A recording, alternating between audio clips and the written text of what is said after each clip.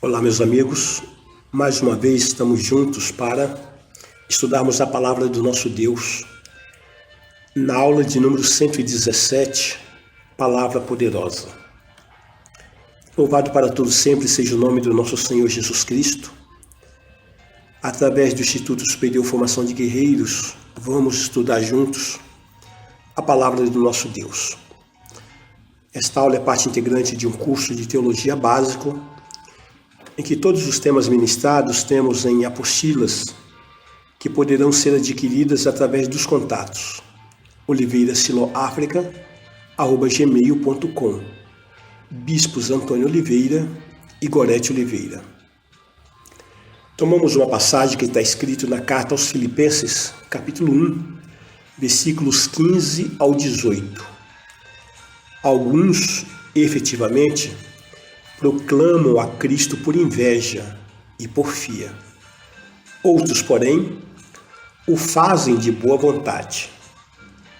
Estes por amor, sabendo que estou incumbido da defesa do Evangelho. Aqueles, contudo, pregam a Cristo por discórdia, insinceramente, julgando suscitar tribulação às minhas cadeias.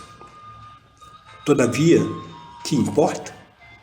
Uma vez que Cristo, de qualquer modo, está sendo pregado, quer por pretexto, quer por verdade, também com isso me regozijo. Sim, sempre me regozijarei. Percebemos aqui o apóstolo Paulo nos mostrando pela revelação do Espírito que há pessoas que pregam a palavra por inveja e por discórdia. Outros fazem de boa intenção, de bom coração, né? Então, não vamos nos enganar sabendo que no nosso meio há pessoas que entram no reino de Deus com sentimentos outros, com pensamentos facciosos, com intenções de dividir, de contender, de promover discussões sem fim salutar, sem objetivo sadio, né? Então, mas de qualquer maneira, devemos entender que Cristo deve ser pregado. Esse é o entendimento. Batalha Espiritual 3 é o tema que estamos abordando nessas aulas. Estamos falando sobre as nossas armas, né? E na aula anterior, nós estávamos comentando que a guerra de que fala a Bíblia é uma guerra espiritual, não é uma guerra de mísseis intercontinentais, teleguiados, né? E também que os primeiros que morrem em uma guerra são os fracos, são os doentes, os desvalidos, os indisciplinados, os covardes, né? Porque eles não têm como lutar, eles não têm como se defender e assim acabam morrendo e consequentemente abandonam a igreja, né? Agora, depois desses, aí morrem os idiotas, os cretinos, os medrosos, os ignorantes. Os que não sabem lutar, não querem aprender a lutar, não sabem manejar suas armas, não trajam a armadura, não empunham o escudo e nem a espada do Espírito. Não se dedicam, não se esmeram, não se esforçam em aprender a arte da guerra, da defesa pessoal. O inimigo vem sobre eles e não tem nenhuma dificuldade em feri-los, né? E uma vez feridos, acabam morrendo e acabam abandonando a igreja. Então há pessoas que frequentam a igreja, mas que não quer estudar a palavra, não quer memorizar a palavra, não quer crescer na graça, no conhecimento. Elas acham que pelo fato delas estar frequentando uma igreja, elas estão protegidas, né, da contaminação do mundo. E na verdade não é assim. Devemos nos preparar assim. E a pergunta importante que podemos fazer é: como permanecer trajado com a armadura de Deus? E aí nós sabemos que só tem um jeito, né? Fazendo uso das 2 moedas deixadas pelo samaritano, o Espírito Santo e a Palavra de Deus. Essa passagem nos revela em Lucas capítulo 10, versículos 25 a 37. E eis que certo homem, intérprete da lei, se levantou com o intuito de pôr Jesus à prova e disse-lhe: Mestre, que farei para herdar a vida eterna? Então Jesus lhe perguntou: Que está escrito na lei? Como interpretas? A isto ele respondeu: Amarás ao Senhor, teu Deus, de todo o teu coração, de toda a tua alma, de todas as tuas forças e de todo o teu entendimento, e amarás o teu próximo como a ti mesmo. Então Jesus lhe disse: Respondeste corretamente. Faze isto e viverás. Ele, porém, querendo justificar-se, perguntou a Jesus: Quem é o meu próximo? Jesus prosseguiu dizendo: Certo homem descia de Jerusalém para Jericó e veio a cair em mãos de salteadores, os quais, depois de tudo lhe roubarem e lhe causarem muitos ferimentos, retiraram-se e deixando-o semi-morto.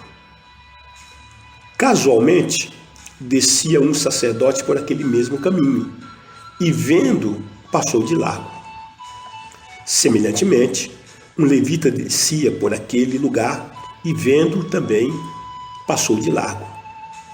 Certo samaritano que seguia o seu caminho passou-lhe perto e, vendo, compadeceu-se dele e, chegando-se, pensou-lhes os ferimentos, aplicando-lhes óleo e vinho, e colocando sobre o seu próprio animal, levou-o para uma hospedaria e tratou dele. No dia seguinte, tirou 2 denários e os entregou ao hospedeiro, dizendo: Cuida desse homem, e se alguma coisa gastares a mais, eu te indenizarei quando voltar. Qual desses 3 te parece ter sido o próximo do homem que caiu nas mãos dos salteadores? Respondeu-lhe o intérprete da lei: O que usou de misericórdia para com ele. Então lhe disse: Vai e procede tu de igual modo. Veja, amados, que estamos todos em trajes de guerra? É uma pergunta. A nossa permanência na igreja, a nossa firmeza ao final do dia, de cada dia, depende dela. A guerra não ocorre apenas aos domingos, mas todos os dias, todos os instantes.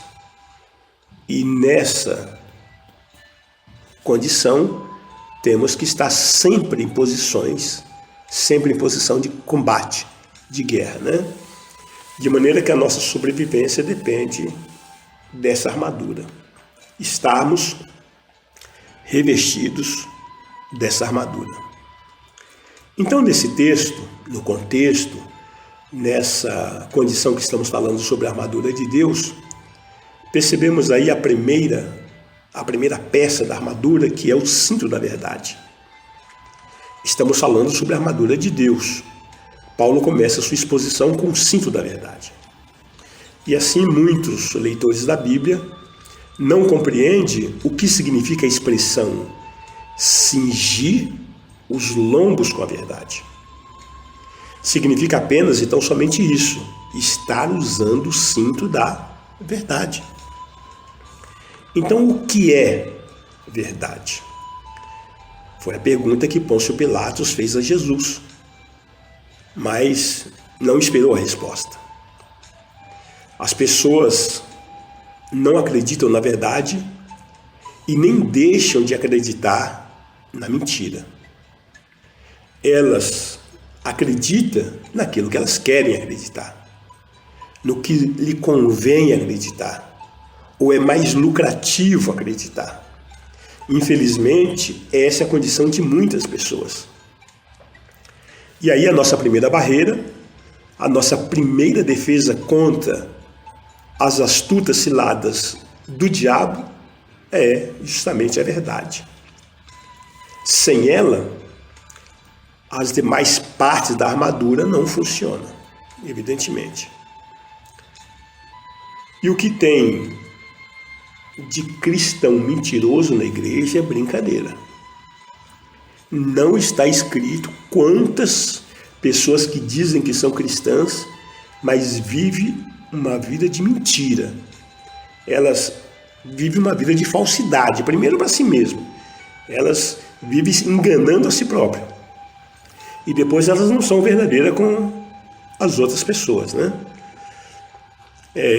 Leia com cuidado e detalhes os livros dos profetas Isaías, Ezequiel e Jeremias, principalmente o livro de Jeremias, e nós percebemos que lá estão muitas e muitas referências à falsidade e à hipocrisia do povo.